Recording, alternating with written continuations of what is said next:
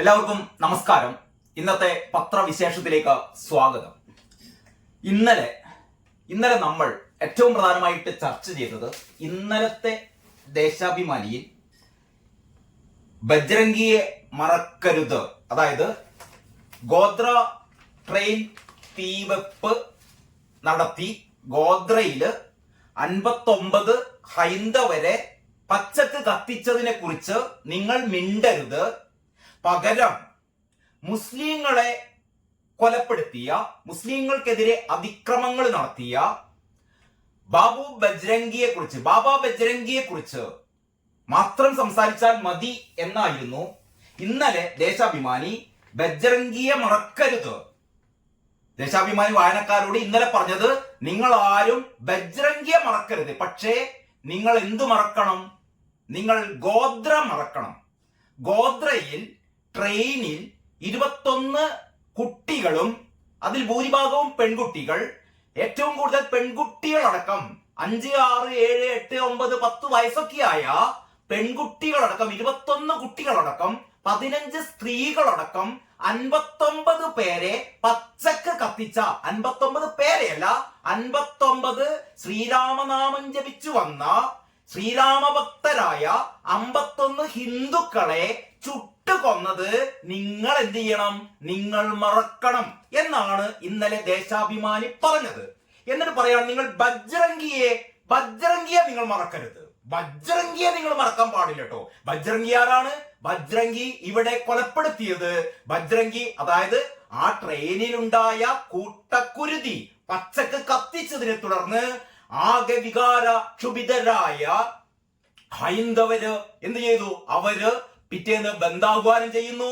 അവർക്ക് തീർത്താൽ തീരാത്ത പക മുസ്ലിം വിഭാഗത്തോടുണ്ടാവും. സ്വാഭാവികമാണ്. അങ്ങനെയാണ് വർഗീയ കലാപമൊക്കെ പൊട്ടിപ്പുറപ്പെടുന്നത്. ഞാൻ നേരത്തെ പറഞ്ഞ പോലെ കെ മുഹമ്മദിന്റെ ആത്മകഥയിൽ, ഞാൻ ഭാരതി എന്ന് പറയുന്ന ആത്മകഥയിൽ കെ മുഹമ്മദ് വളരെ കൃത്യമായിട്ട് എഴുതിയിട്ടുണ്ട്. ഗുജറാത്തിൽ ആദ്യമായിട്ടുണ്ടായ കലാപമല്ല 2002 ഗുജറാത്തിലുണ്ടായ കലാപം എന്ന് പറയുന്നത് ഇത് 1947 ശേഷം ഒരു 5 തവണയെങ്കിലും ഏറ്റവും വലിയ കലാപം ഗുജറാത്തിൽ അരങ്ങേറിയിട്ടുണ്ട്. ഗുജറാത്തിൽ അരങ്ങേറിയ കലാപങ്ങൾക്ക് മുഴുവൻ വഴിമരുന്നിട്ടത് അല്ലെങ്കിൽ തുടക്കം കുറിച്ചത് ഇവിടുത്തെ ന്യൂനപക്ഷങ്ങളായിരുന്നു, മുസ്ലിങ്ങളായിരുന്നു. ഏറ്റവും അവസാനം 1990 ഉണ്ടായത് ഏറ്റവും അവസാനത്തെ എന്ന് പറഞ്ഞാൽ ഗോത്രക്ക് മുമ്പ് ഗോത്രയിലുണ്ടായിരുന്ന ഈ പച്ചക്ക് 59 പേരെ കത്തിച്ചതിന് തൊട്ടു മുമ്പ് ഒരു 5 അധ്യാപകരെ, സ്ത്രീകൾ ഉൾപ്പെടെയുള്ള അധ്യാപികമാരുൾപ്പെടെയുള്ള 5 പേരെ കൂട്ടക്കൊല ചെയ്തു. 5 പേരെ പച്ചക്ക് അവിടെയും കത്തിച്ചു. അതിനുശേഷമാണ് ഈ പറയുന്ന 6ാമത്തെ ഏറ്റവും വലിയ ഒരു വർഗീയ കലാപത്തിന് ഗുജറാത്ത് കാഴ്ചയായത്, അല്ലെങ്കിൽ ഗുജറാത്തിൽ അങ്ങനെ ഒരു വർഗീയ കലാപം ഉണ്ടായത്. അപ്പോൾ ഈ കഴിഞ്ഞ വീഡിയോയിലൊക്കെ ഞാൻ പറഞ്ഞതാണ്, ഗുജറാത്ത് കലാപം ഉണ്ടാകുമായിരുന്നില്ല ഗോത്രയിലെ തീവെപ്പ് ഉണ്ടായില്ലെങ്കിൽ.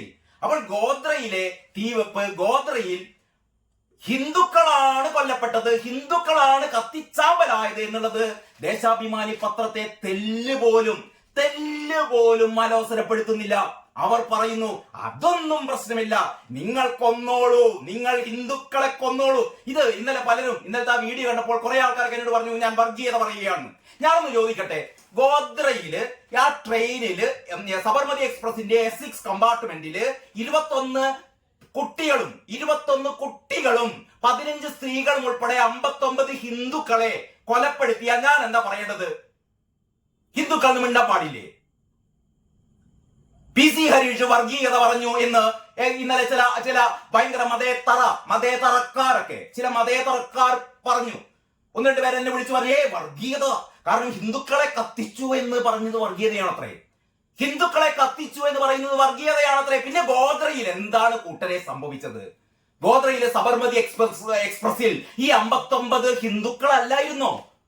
ശ്രീരാമഭക്തർ, ശ്രീരാമ ഭജന പാടി വന്നവർ, അവരെയല്ലേ നിങ്ങൾ 120 ലിറ്റർ പെട്രോൾ ഒഴിച്ച് ഇവിടത്തെ ഇസ്ലാമിക തീവ്രവാദികൾ കത്തിച്ചു കളഞ്ഞത്? ഞാൻ പിന്നെ എന്താ പറയേണ്ടത്? ദേശാഭിമാനിക്കാർ പറഞ്ഞ പോലെ, അല്ലെങ്കിൽ ഇവിടുത്തെ ഒരു കൂട്ടം ജിഹാദികൾ പറയുന്ന പോലെ, അവരുടെ ചെരുപ്പ് നക്കുന്ന ഇവിടുത്തെ സഖാക്കൾ പറയുന്ന പോലെ എന്താണ് പറയേണ്ടത്? ആ ട്രെയിൻ, ഗോത്രയിൽ ഉണ്ടായിരുന്ന ട്രെയിൻ അങ്ങോട്ട് കത്തി, പെട്ടെന്ന് അങ്ങോട്ട് കത്തി. ഇവിടുത്തെ ഇസ്ലാമിക തീവ്രവാദികൾ, അതായത് എമ്പുരാൻ എന്ന് പറയുന്ന സിനിമ മഹത്വവൽക്കരിക്കുന്നത്, ഈ എമ്പുരാൻ എന്ന് പറയുന്ന സിനിമ മഹത്വവൽക്കരിക്കുന്നത് ഇപ്പൊ അതാ 24 28 എന്താ പറയാ കട്ട് ചെയ്ത് ഒഴിവാക്കിയത്രേ. എന്ത് കട്ട് ചെയ്ത് ഒഴിവാക്കി? 2 മിനിറ്റും 8 സെക്കൻഡും ഉൾപ്പെടെയുള്ള ഏതാനും ചെറിയ കഷ്ണങ്ങളാണ് കട്ട് ചെയ്ത് ഒഴിവാക്കിയത്.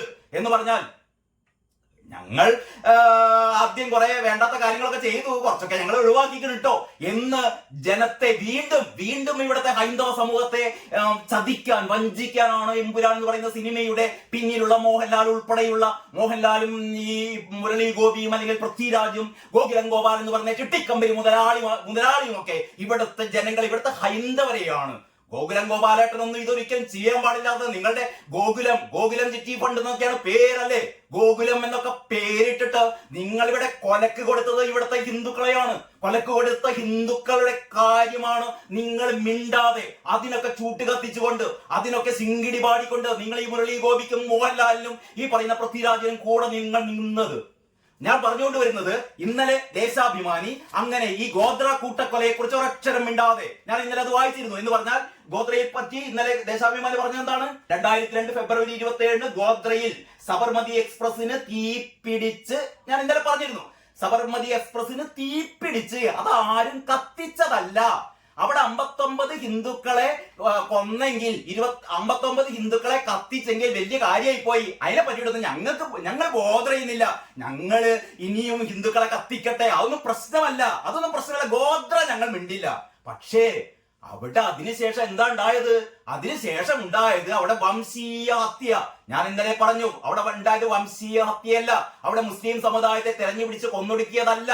സ്വാഭാവികമായും അവിടെ ഉണ്ടായ ഒരു വർഗീയ ലഹള ഉണ്ടാകുമ്പോൾ ഇരുഭാഗത്തുമുള്ള ആൾക്കാരും പരസ്പരം വെട്ടും, പരസ്പരം കത്തിക്കും, പരസ്പരം എന്താ പറയാ ഏറ്റുമുട്ടി ഒരുപാട് ആൾക്കാർ കൊല്ലപ്പെടും. ഇതൊക്കെ സാധാരണയാണ്. ഇന്ത്യ ആദ്യമായിട്ടൊന്നുമല്ലല്ലോ ഇത്തരത്തിലുള്ള വർഗീയ കലാപങ്ങൾ ഉണ്ടാകുന്നത്. അപ്പോൾ ഗുജറാത്തിൽ വർഗീയ കലാപം ഉണ്ടായപ്പോൾ അവിടെ 1000-ഓളം പേർ മരണമടഞ്ഞു, അല്ലെങ്കിൽ 700-ൽ കൂടുതൽ മുസ്ലിങ്ങൾ കൊല്ലപ്പെടുകയും അതേപോലെ തന്നെ 300-ഓളം ഹൈന്ദവരും കൊല്ലപ്പെട്ടു. എന്ന് പറഞ്ഞാൽ ഇരുവിഭാഗങ്ങളും ഏറ്റുമുട്ടി. ആ പ്രത്യേക പ്രദേശത്ത് ഏറ്റവും കൂടുതൽ മുസ്ലിങ്ങളായിരുന്നു. മുസ്ലിം ഭൂരിപക്ഷ പ്രദേശമായ ആ നേരത്തെ പറഞ്ഞ സ്ഥലങ്ങളിലൊക്കെ ഏറ്റവും കൂടുതലായി കൊല്ലപ്പെട്ടത് മുസ്ലിങ്ങളായി പോയി. എന്ന് പറഞ്ഞാൽ മുസ്ലിങ്ങൾ മാത്രമല്ല.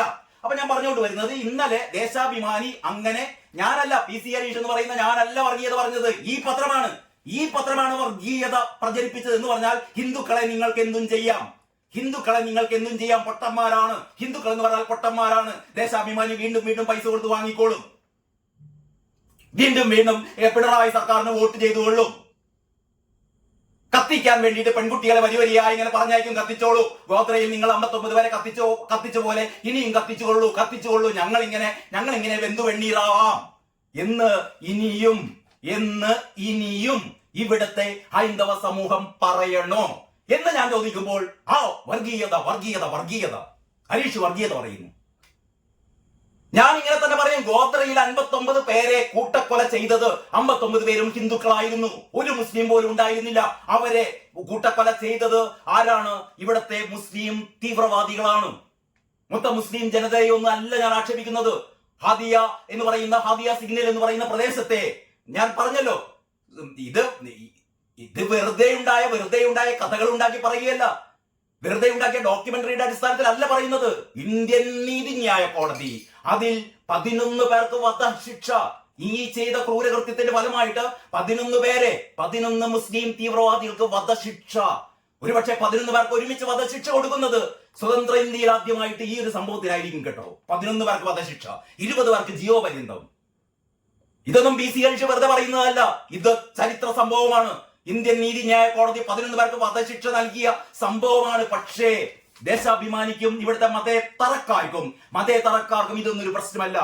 ഗോത്ര ഞങ്ങൾ മിണ്ടില്ല എന്ന് പറഞ്ഞാൽ അർത്ഥം ഗോത്രയെ മറക്കണം, എല്ലാവരും ഗോത്രയെ മറക്കണം, ഹൈന്ദവരെ കൂട്ടക്കൊല ചെയ്തതിനെ കുറിച്ച് മറക്കണം. ഒറ്റ കാര്യം മാത്രം നിങ്ങൾ ഓർമ്മിച്ചാൽ മതി, മുസ്ലിങ്ങളെ ആരെങ്കിലും എന്തെങ്കിലും ചെയ്താൽ അത് സംഭവമാണ്, അത് നിങ്ങൾ മറക്കരുത്. അതാ പറയുന്നത്, ബജ്രംഗിയെ മറക്കരുത്. ഇവരുടെ എമ്പുരാൻ തുറന്നുവിട്ട ഭൂതം എന്ന് പറയുന്ന തുടർ കഥയുടെ മറ്റൊരു എമ്പുരാൻ തുറന്നുവിട്ട ഭൂതം എന്ന് പറഞ്ഞിട്ടുള്ള അവരുടെ ഈ സീരീസിന്റെ 1ാം ഭാഗമായിട്ട് ഇന്നലെ വന്നത്. ഇന്നത്തെ പത്രത്തിൽ അതിന്റെ 2ാം ഭാഗം കൊണ്ട് കേട്ടോ. അതിന്റെ ഞാൻ വിചാരിച്ചു ഇന്നലെ ഇങ്ങനെയൊക്കെ കൊടുത്തുകൊണ്ട് ഗോദ്രയെ കുറിച്ചായിരിക്കും, അങ്ങനെയാണല്ലോ. കാരണം ഈ ഒരു പരമ്പരയാണ്. അപ്പോൾ ആദ്യത്തെ ദിവസം തന്നെ ഇവിടുത്തെ മുസ്ലിം പ്രീണനം, അങ്ങനെയാണല്ലോ. ദേശാഭിമാനിയുടെ മുഖമുദ്ര എന്ന് പറയുന്നത് മുസ്ലിം പ്രീണനമാണ്. ഞാൻ കഴിഞ്ഞ ദിവസം ഒരു വീഡിയോ ചെയ്യണമെന്ന് വിചാരിക്കുന്നു, പക്ഷെ ഞാൻ ചെയ്തിട്ടില്ല. എന്തിനിങ്ങനെ വെറുതെ ഇങ്ങനെ ചൊറിയുന്നു എന്ന് വിചാരിച്ചിട്ട്. നിങ്ങൾ എപ്പോഴെങ്കിലും ശ്രദ്ധിച്ചിട്ടുണ്ടോ എന്നറിയോ? കഴിഞ്ഞ 2-3 ദിവസം മുമ്പായിരുന്നു ചെറിയ പെരുന്നാൾ ആഘോഷിച്ചത്. എല്ലാ പത്രങ്ങളും ചെറിയ പെരുന്നാൾ ആഘോഷിച്ചപ്പോൾ ചെറിയ പെരുന്നാൾ ആഘോഷിക്കുന്ന മുസ്ലിം വിഭാഗത്തിന്റെ ഫോട്ടോ 1-ാം പേജിൽ കൊടുത്തു. എല്ലാ പത്രങ്ങളും കൊടുത്തു, ദേശാഭിമാനിയും കൊടുത്തു. പക്ഷെ നിങ്ങൾ എന്തെങ്കിലും ശ്രദ്ധിച്ചിട്ടുണ്ടോ? ഹൈന്ദവരുടെ ഉത്സവങ്ങൾ ദേശാഭിമാനി എന്തെങ്കിലും 1-ാം പേജിൽ കൊടുക്കാറുണ്ടോ? ഇവിടെ ഹോളി നടന്നു, 1-ാം പേജിൽ കൊടുത്തില്ല. ശ്രീകൃഷ്ണ ജയന്തി നടന്നു, 1-ാം പേജിൽ കൊടുക്കാറില്ല. ഗുരുവായൂർ അമ്പലത്തിൽ പുതിയ മേൽശാന്തിയെ തെരഞ്ഞെടുക്കുന്നു, ദേശാഭിമാനി കൊടുക്കില്ല. ഈ കുംഭമേളയെ കുറിച്ച് ഏറ്റവും 144 വർഷത്തിലൊരിക്കൽ നടക്കുന്ന മഹാകുംഭമേളയെ കുറിച്ച് ആകെ ദേശാഭിമാനി കൊടുത്തത് അവിടെ ഉണ്ടായിരുന്ന 30 പേർ ഒരു ദാരുണ സംഭവത്തിൽ തിക്കും തിരക്കിലും പെട്ട് 30 പേർ മരണമടഞ്ഞപ്പോഴാണ് ദേശാഭിമാനി മഹാകുംഭമേളയെ കുറിച്ച് ആദ്യമായി കള്ളത്തരം പറഞ്ഞുകൊണ്ട് 30 പേർ മരിച്ചപ്പോൾ 40 50 50 60 പേർ മരിച്ചു എന്നൊക്കെ ഉത്കണ്ഠപ്പെടുത്തിക്കൊണ്ട് ഇത് പറയാൻ യോഗി ആദിത്യനാഥിനെ എന്താ പറയാ കരിവാരിത്തേക്കണം. ആ ഉദ്ദേശത്തോടു കൂടി എല്ലാ പത്രങ്ങളും ഇവിടുത്തെ നാഷണൽ മീഡിയ മുഴുവൻ 30 പേരാണ് മരിച്ചത് എന്ന് പറഞ്ഞു. ദേശാഭിമാനിക്ക് മാത്രം 30 30 മരിച്ചാൽ പോരാ, അവിടെ ഒരു 3000 ആൾക്കാരൊക്കെ മരിക്കേണ്ടിയിരുന്നു എന്നുള്ള ഒരു കുടില ചിന്താഗതി എന്നല്ലാതെ പിന്നെ അതിനെന്താ പറയാ. എന്നിട്ട് ദേശാഭിമാനി കൊടുത്ത ഹെഡിങ് 40 മരണം. ദേശാഭിമാനിക്ക് മാത്രമാണ് 40 മരണം. പിന്നീട് ദിവസം പറഞ്ഞു ആ 40-ലും കൂടാൻ സാധ്യതയുണ്ട് എന്നൊക്കെയാണ് പറയുന്നത്. അതവിടെ കിടക്കട്ടെ. അപ്പൊ സ്വാഭാവികമായും ഈ മുസ്ലിം പ്രീണനത്തിന്റെ ഭാഗമായി ഈ ഗുജറാത്ത് കലാപവുമായി ബന്ധപ്പെട്ട ആദ്യ ദിവസം തന്നെ ബജ്രംഗി എന്ന് പറയുന്ന ഹൈന്ദവ നേതാവ് ചെയ്ത മുസ്ലിങ്ങളെ കൂട്ടക്കൊല ചെയ്തതിനെ കുറിച്ചാണ് ദേശാഭിമാനി ആദ്യത്തെ ദിവസം കൊടുത്തത്. അതിന് കാരണമായി മാറിയ, ഇതിനൊക്കെ തുടക്കമിട്ട ഗുജറാത്തിലെ ഗോദ്രയിലുണ്ടായ ട്രെയിനിലുണ്ടായ ആ മഹാകുരുതിയെ കുറിച്ച്, ആ പച്ചക്ക് കത്തിച്ചതിനെ കുറിച്ച്, 59 ഹിന്ദുക്കളെ കത്തിച്ചതിനെ കുറിച്ച് ദേശാഭിമാനി മിണ്ടിയില്ല. ഞാൻ കരുതി ഇന്ന് തന്നെയെങ്കിലും ഗോദ്ര ആ കൂട്ടക്കുരുതിയെ കുറിച്ച് ദേശാഭിമാനി പറയുമെന്ന്. പക്ഷേ ഇന്നുമില്ല. ഇന്നത്തെ ദേശാഭിമാനിയുടെ 9-ാം പേജിൽ സെൻസർ ചെയ്യാൻ പറ്റാത്ത ഓർമ്മകൾ എന്നാണ് ഇന്നത്തെ തലക്കെട്ട്. സെൻസർ ചെയ്യാൻ പറ്റാത്ത ഓർമ്മകൾ. കാരണം എമ്പുരാൻ സെൻസർ ചെയ്തല്ലോ. ഈ എമ്പുരാൻ ആരും സെൻസർ ചെയ്തല്ല, അത് വേറെ തെറ്റിദ്ധാരണ ഇവിടെ പരത്തിക്കൊണ്ടിരിക്കുകയാണ്. രാജ്യസഭയിൽ ഉൾപ്പെടെ ഇവിടുത്തെ എംപിമാർ പോയി പറയുന്നത് എന്താണെന്നറിയോ? ഇവിടെ ഈ എമ്പുരാൻ ഈ കട്ട് ചെയ്യാൻ കാരണം, എമ്പുരാൻ 28, 32 ഭാഗത്ത് കട്ട് ചെയ്യാൻ കാരണം ഇവിടുത്തെ RSSകാരോ ഇവിടുത്തെ BJPക്കാരോ ഒന്നും ഇത് കട്ട് ചെയ്യാൻ പറഞ്ഞില്ല. ആരെങ്കിലും ഒക്കെ പറഞ്ഞിട്ടുണ്ടാവാം. കാരണം ഈ പറയുക എന്ന് പറയുന്നത് ഈ സിനിമ കാണരുത്, ഈ സിനിമ നൽകുന്ന സന്ദേശം ഏറ്റവും ഹിന്ദു വിരുദ്ധ സന്ദേശമാണ്, രാജ്യവിരുദ്ധ സന്ദേശമാണ് എന്നൊക്കെ എല്ലാവർക്കും പറയാറ്. ഞാനും പറഞ്ഞിട്ടുണ്ട്. എമ്പുരാൻ എന്ന് പറയുന്ന സിനിമ എന്താണെന്ന് വെച്ചാൽ ഞാൻ പറയും, ഇന്ന് എമ്പുരാൻ എന്ന് പറയുന്ന സിനിമ ഒരു രാജ്യവിരുദ്ധ സിനിമയാണ്, ഒരു ദേശവിരുദ്ധ സിനിമയാണ്, ഒരു ഹൈന്ദവ വിരുദ്ധ സിനിമയാണ് എന്നൊക്കെ വളരെ കൃത്യമായിട്ട് പറയാലോ നമുക്ക്. അതിനുള്ള തെളിവുകളും ആ സിനിമയിലുണ്ടല്ലോ. പക്ഷേ അതൊന്നും പറയാതെ ഇവിടത്തെ ഒരു വിഭാഗം ഈ അന്തം കമ്മികളും സുഡാപ്പികളും ചേർന്നിട്ട് ഉണ്ടാക്കുന്ന ഒരു നറേഷൻ എന്ന് പറഞ്ഞാൽ, ആ നറേഷൻ എന്ന് പറഞ്ഞാൽ എന്താണ്? ഈ പറയുന്നത് എമ്പുരാനിൽ പറഞ്ഞത് മുഴുവൻ സത്യമാണ്, ദേശാഭിമാനി പറഞ്ഞത് മുഴുവൻ സത്യമാണ്. ഗുജറാത്ത് കലാപം എന്ന് പറഞ്ഞാൽ ഇവരുടെ വർത്താനം കേട്ടാൽ എന്താ വിചാരിക്കറിയോ? ഗുജറാത്തിൽ ഒരു ഹിന്ദു പോലും കൊല്ലപ്പെട്ടിട്ടില്ല.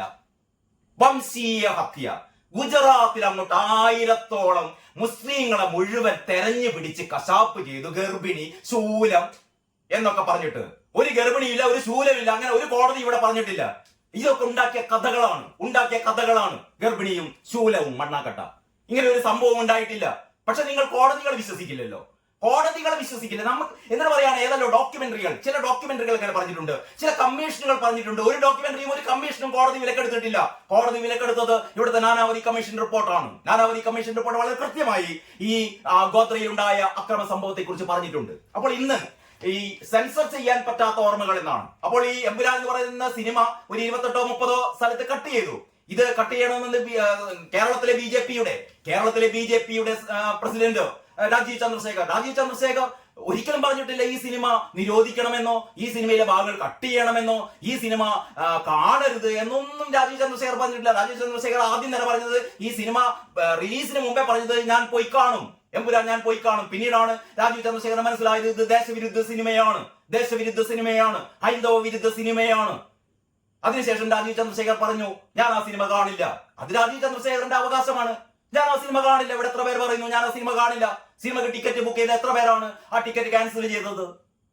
പക്ഷെ ഞാൻ അന്നേ 2-3 ദിവസം മുമ്പ് തന്നെ ഞാൻ ചെയ്ത വീഡിയോയിൽ പറഞ്ഞു ഈ സിനിമ എല്ലാവരും കാണേണ്ടതാണ്, എല്ലാ ഹിന്ദുക്കളും കാണേണ്ടതാണ്. കാരണം ഇത് കാണുമ്പോൾ മാത്രമേ അവരുടെ മനസ്സിൽ ചോദ്യങ്ങൾ ഉന്നയിക്കുന്നുള്ളൂ. എന്തായിരുന്നു ആ ട്രെയിനിൽ സംഭവിച്ചത്? ആ ട്രെയിൻ ആരാണ് തീ കൊളുത്തിയത് എന്ന് അവർ ചോദിക്കുമ്പോൾ അവർ അതിന് ഉത്തരം കണ്ടെത്തും. എന്ന് പറഞ്ഞാൽ ഇന്നലെ വരെ ഇവിടെ മൂടിവെച്ച ഇവിടുത്തെ പത്രങ്ങളും ദേശാഭിമാനി ഉൾപ്പെടെയുള്ള പത്രങ്ങളും ഇവിടുത്തെ ചാനലുകളും മൂടിവെച്ച കാര്യം, പറയാൻ ധൈര്യപ്പെടാത്ത കാര്യം, കാരണം ഗോദ്രയിലെ തീവണ്ടി കത്തിച്ചത് മുസ്ലിം തീവ്രവാദികളാണ് എന്ന് പറയാൻ ചങ്കൂറ്റം കാണിക്കാത്തവർ, ധൈര്യം കാണിക്കാത്തവർ. പക്ഷേ ഈ എമ്പുരാൻ കണ്ട ശേഷം ഒരുപാട് ആൾക്കാർ കാരണം അവർക്ക് അറിയില്ലായിരുന്നു. കാരണം കഴിഞ്ഞ ഗുജറാത്ത് കലാപത്തിന് ശേഷം ആരും ഗോത്ര അങ്ങനെ ചർച്ച ചെയ്യാറില്ല. പ്രത്യേകിച്ചും കേരളത്തിൽ ഗോത്ര ചർച്ച ചെയ്യാറില്ല. കാരണം ഗോത്ര ചർച്ച ചെയ്താൽ തല പോകും. കാരണം മുസ്ലിം തീവ്രവാദികൾ ട്രെയിൻ തീ വെച്ചു എന്ന് പറഞ്ഞാൽ ആകെ പ്രശ്നമാണ്. അപ്പോൾ അതങ്ങോട്ട് മാറ്റിവെച്ചു. ട്രെയിൻ എന്ത് ചെയ്തു? ട്രെയിൻ ഇങ്ങനെ ഗോത്ര സ്റ്റേഷൻ കഴിഞ്ഞപ്പം ട്രെയിന് തോന്നി ഒന്ന് കത്തിക്കളാം. അങ്ങനെ ആ ട്രെയിനിലെ ഒരു 3 കമ്പാർട്ട്മെന്റുകളാണ്ട് കത്തി. നടുവിലുള്ള S6 കമ്പാർട്ട്മെന്റ് ആയിരുന്നു മൊത്തം കത്തിയപ്പോ അതിന്റെ അകത്തുണ്ടായിരുന്ന ശ്രീരാമ ഭക്തര് 21 കുട്ടികളും 15 സ്ത്രീകളും ഉൾപ്പെടെ 59 പേരും കത്തി. വേറെ ആരും ഒന്നും ചെയ്തിട്ടില്ല എന്നുള്ള രീതിയിലാണ് പറഞ്ഞുകൊണ്ടിരുന്നത്. അപ്പൊ ഇന്നത്തെ ദേശാഭിമാനി പറയുന്നു സെൻസർ ചെയ്യാൻ പറ്റാത്ത ഓർമ്മകൾ. അതായത് നിങ്ങൾ ഈ എമ്പുരാൻ എന്ന് പറഞ്ഞ സിനിമ സെൻസർ ചെയ്തതില്ല. ആരും നിർബന്ധിച്ച് സെൻസർ ചെയ്യിപ്പിച്ചതല്ല. BJP-ക്കാരും ഇത് സെൻസർ ചെയ്യണമെന്ന് പറഞ്ഞിട്ടില്ല. വ്യക്തികൾ ആരെങ്കിലും പറഞ്ഞിട്ടുണ്ടോ? ഇതിനെതിരെ കേസ് കൊടുത്ത ഒരു BJP-ക്കാരനെ പാർട്ടിയിൽ നിന്ന് സസ്പെൻഡ് ചെയ്തിട്ടുണ്ടോ? ഒരു മുൻ ഭാരവാഹിയെ, ഒരു ജില്ലാ ഭാരവാഹി ഈ എമ്പുരാൻ എന്ന് പറയുന്ന സിനിമ നിരോധിക്കണം എന്ന് പറഞ്ഞിട്ട് കോടതി കേസ് ഫയൽ ചെയ്തു.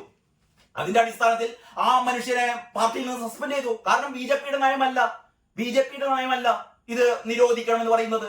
പക്ഷേ ഗോകുലം ഗോപാലൻ എന്ന് പറയുന്ന ചിട്ടിക്കമ്പനി മുതലാളി പേടിച്ചു. ആ ചിട്ടിക്കമ്പനി എങ്ങനെ പൊളിച്ചു കഴിഞ്ഞാൽ പിന്നെ ഗോപാലന്റെ അഡ്രസ് ഇവിടെ ഉണ്ടാവില്ല. ഇതൊക്കെ കളിക്കുന്നത് ഇവിടുത്തെ ഹൈന്ദവരുടെ പൈസ കൊടുത്തിട്ടാണല്ലോ. ഗോകുലം എന്ന് പറയുന്ന ഒരു പേരക്കെട്ട് ശ്രീകൃഷ്ണന്റെ അമ്പാടി ഗോകുലം എന്നൊക്കെ മനസ്സിലേക്ക് ഒരു തെളിച്ചമൊക്കെ ഉണ്ടാക്കി ഒരുപാട് ആൾക്കാരുടെ പൈസയ്ക്ക് വാങ്ങി അവസാനം കേരളത്തിൽ ഇന്നോളം പൊട്ടിപ്പോയ ഒരുപാട് ചിട്ടിക്കമ്പനികളെ കുറിച്ച് നമ്മൾക്ക് അറിയാലോ. ഗോകുലം ചിട്ടിക്കമ്പനി എന്ന് പൊട്ടിപ്പോകുമെന്നൊന്ന് ആലോചിച്ചാൽ മതി. അതിന്റെ പേടി ഗോപാലേട്ടനുണ്ട്, അതിന്റെ പേടി മോഹൻലാലിനുമുണ്ട്. കാരണം ദിലീപ് മുന്നിൽ ഒരു ഉദാഹരണമാണ്. ദിലീപിന്റെ സിനിമകളൊന്നും ഇപ്പോൾ ഓടുന്നില്ല. അതേപോലെ തന്റെ സിനിമകളും ഒരു മനുഷ്യനും കാണാത്ത മനുഷ്യന്മാരൊക്കെ മോഹൻലാലെ കാണുമ്പോൾ ആത്മഹത്യക്ക് കാർക്കിച്ചു തുപ്പുന്ന ഒരവസ്ഥയാണ് ഇന്നുള്ളത്. കാരണം ആ രീതിയിലുള്ള ഒരു വഞ്ചനയാണ് ഈ പണ്ട് സുകുമാർ അഴീക്കോട് ഇന്ന് ജീവിച്ചിരിപ്പില്ലാത്തത് മോഹൻലാലിന്റെ ഭാഗ്യം എന്ന് കൂട്ടിയാൽ മതി. ഏറ്റവും ആദ്യം കേരളീയ സമൂഹത്തോട്, മലയാളി സമൂഹത്തോട് ഈ മനുഷ്യന്റെ വഞ്ചനയെ കുറിച്ച്, ഈ മനുഷ്യന്റെ തെണ്ടിത്തരത്തെ കുറിച്ച്, തെമ്മാടിത്തരത്തെ കുറിച്ച് ആദ്യം പറഞ്ഞത് സുകുമാർ അഴീക്കോടായിരുന്നു. അന്നൊന്നും ആരും വിശ്വസിച്ചിരുന്നല്ലോ. നമ്മുടെ ലാലേട്ടൻ മീശ വിരിച്ച് നെഞ്ചി വിരിച്ച് ലാലേട്ടൻ എന്ന് മുദ്രാവാക്യം വിളിച്ചു. അവസാനം ലാലേട്ടൻ നോക്കാടിച്ച് തുപ്പിയത്, ആട്ടിയത്. അപ്പോൾ സെൻസർ ചെയ്യാൻ പറ്റാത്ത ഓർമ്മകളാണ് ദേശാഭിമാനി ഇന്നത്തെ ഈ പരമ്പരയിൽ പറഞ്ഞത്. അത് ആരുടെ ഓർമ്മകളാണെന്നറിയോ? വാർത്ത തുടങ്ങുന്നത് ഇങ്ങനെയാണ്. അല്ലെങ്കിൽ ആദ്യം അതിന്റെ ഹൈലൈറ്റ്സ് പറയാൻ, ഗർഭിണിയായ ബിൽക്കീസിനെ കൂട്ടബലാത്സംഗത്തിനിരയാക്കുകയും ഗർഭിണിയായ ബിൽക്കീസ് എന്ന് പറയുന്ന മുസ്ലിം യുവതിയെ കൂട്ടബലാത്സംഗത്തിനിരയാക്കുകയും കുടുംബത്തിലെ 14 പേരെ കൊന്നെടുക്കുകയും ചെയ്ത നരാധമന്മാരെ സംഘപരിവാരം പൂമാലയിട്ട് സ്വീകരിച്ചു. ഇതാണ് ദേശാഭിമാനി ഹൈലൈറ്റ് ചെയ്തത്. എന്ന് പറഞ്ഞാൽ ബിൽക്കിസ് ബാനുവിനെ ബലാത്സംഗം ചെയ്തു.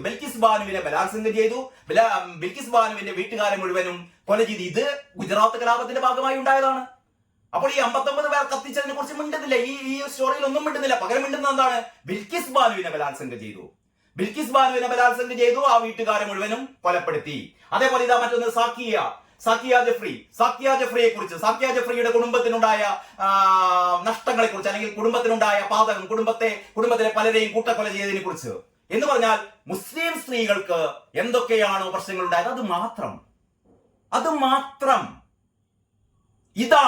ഇതാണ് ഞാൻ ഇന്നലെ പറഞ്ഞത്. ഇന്നലെ തന്റെ വീഡിയോയിൽ പറഞ്ഞത് ഇതാണ്. എന്തിന് ഹിന്ദുക്കൾ ഈ പത്രം വാങ്ങണം? സ്വന്തം സമുദായത്തിൽ ഉണ്ടായിരുന്ന ഏറ്റവും വലിയ ദുരന്തത്തെ ഒരു വരി പോലും കൊടുക്കാൻ ധാർമ്മികമായ ഉത്തരവാദിത്തമുണ്ട്. ഒരു പത്രപ്രവർത്തനം എന്ന് പറഞ്ഞാൽ സത്യത്തെ അവതരിപ്പിക്കുകയാണ്. ഞാൻ നിങ്ങളോട് പറയുന്ന മുഴുവനും ഞാൻ ഉണ്ടാക്കിയ കഥകളല്ല. ചരിത്രത്തിന്റെ ഭാഗം, കോടതി പറഞ്ഞത്, പോലീസ് പറഞ്ഞത്, ആ രേഖകൾ സഹിതമാണ് ഈ കാര്യങ്ങളൊക്കെ പറയുന്നത്. അപ്പോൾ ഗോദ്രയിലെ തീവണ്ടി കത്തിച്ചതില്ലാതെ ദേശാഭിമാനി 2ാം ദിവസവും ആഘോഷിക്കുന്നു. മുസ്ലിം വിഭാഗത്തിന് മാത്രം നഷ്ടം. മുസ്ലിം വിഭാഗത്തിലെ ബിൽക്കീസ് ബാനുവിന്റെ കണ്ണീർ,